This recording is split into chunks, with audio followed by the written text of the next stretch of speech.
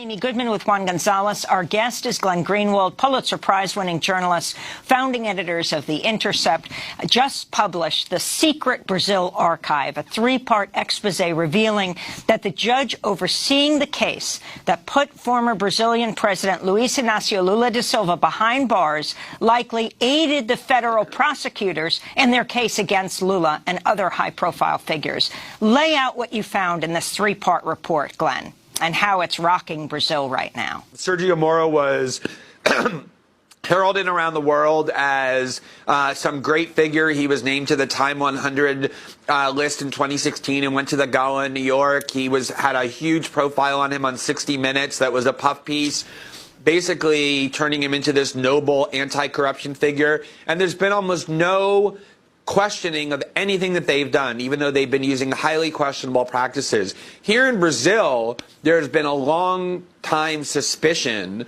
that they, in fact, were abusing their powers for political ends.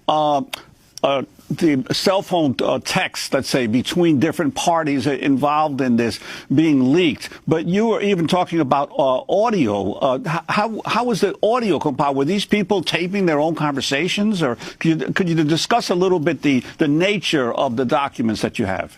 Sure. So when I say audio, generally what I mean is, and we haven't published any of the audios yet, so I'm reluctant to say much about them.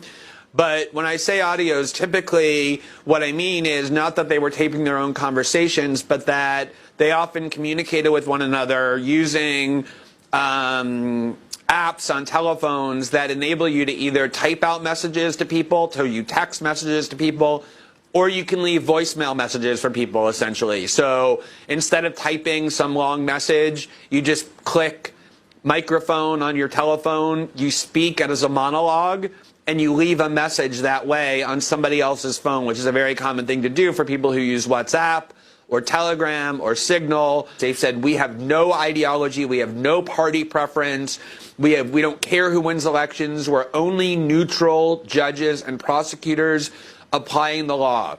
The archive that was provided to us by our source, this massive trove of secret documents about their internal communications, about their internal actions, their chats, their audios, their videos, an archive that, as I've said, is bigger in size than the Snowden archive was, which until that point was the largest leak in the history of U.S. journalism.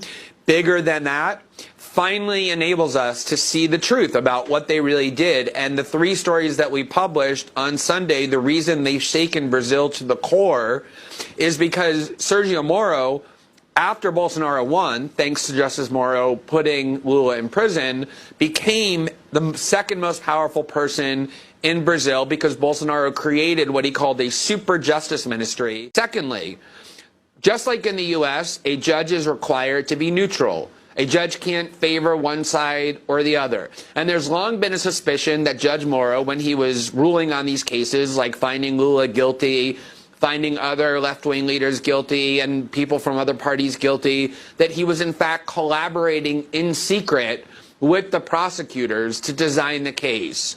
They vehemently and angrily denied this accusation. The head of the prosecutorial task force, who's a national hero in Brazil, Dallgonol, wrote a book in which he said, these accusations are outrageous, they're disgusting.